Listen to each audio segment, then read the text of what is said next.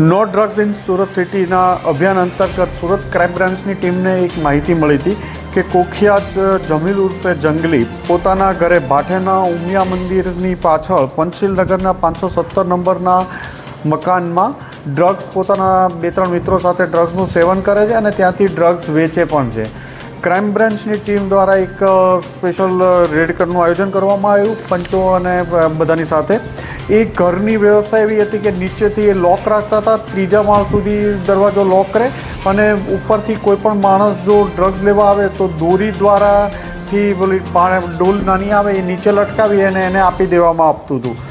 Crime બ્રાન્ચની team દ્વારા ઉપર અને જે બીજા આજુબાજુના ધાબાઓ ઉપરથી ને નીચેથી બંને જગ્યાએ એક સાથે રેડ કરતા એ જગ્યા ઉપરથી 3 ઇસમો મળી આવ્યા છે, જેમાં જમીલ ઉર્ફે જમીલ જંગલી, આમિર ખાન, તૌફિક પટેલ અને રેહાન ઉર્ફે રેહાન ખાન.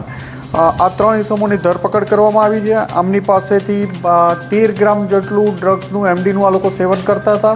એ ડ્રગ્સ એમડી મળી આવ્યું છે. આમની પાસેથી 3 થી 4 ફોન મળી આવ્યા છે. સ્ટરલાઇટ વોટર પણ આ ઇન્જેક્શન જે આપતા હતા એમાં એ સ્ટરલાઇટ વોટરનો ઉપયોગ કરતા હતા એ મળી આવ્યું છે. સિરીઝ મળી આવી છે.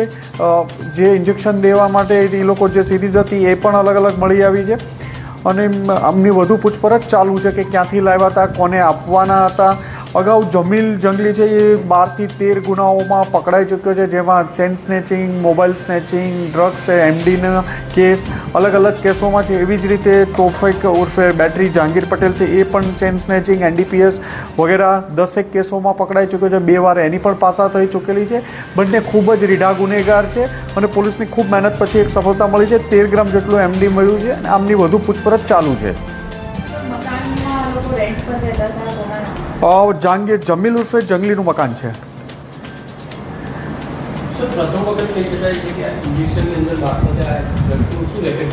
ડ્રગ્સ લેવા માટે અલગ અલગ પ્રકારે ડ્રગ્સનું સેવન થતું હોય છે. એમાં એક ઇન્જેક્શન મારફતે પણ જે સિરીઝમાંથી પણ આ લોકો લેતા હોય છે.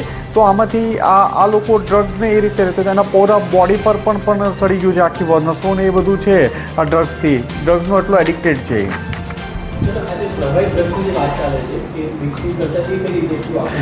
પહેલાં પાણીમાં એ જે સ્ટરલાઇટ વોટર છે એનાથી એ આપતા અને એની સાથે આ મિક્સ કરી અને પાછળથી આ આપતા હતા. હા, ડ્રગ્સ એડિક્ટેડ સાથે એ વેચવાનું પણ કામ કરે છે. એના વેચવાવાળા માણસોને પણ આઈડેન્ટિફાઈ કરવામાં આવ્યા છે અને અલગ અલગ લોકોને અને આઈડેન્ટિફાઈ કરીને એમને પણ રિહેબમાં અને અલગ અલગ એમના વાલીવારસોને પણ કોન્ટેક્ટ કરવામાં આવશે. એના પેરેન્ટ્સને, છોકરાઓના અને એ બધાને પણ કોન્ટેક્ટ કરી અને એમને પણ યોગ્ય જોવામાં આવશે એમના વિરુદ્ધ.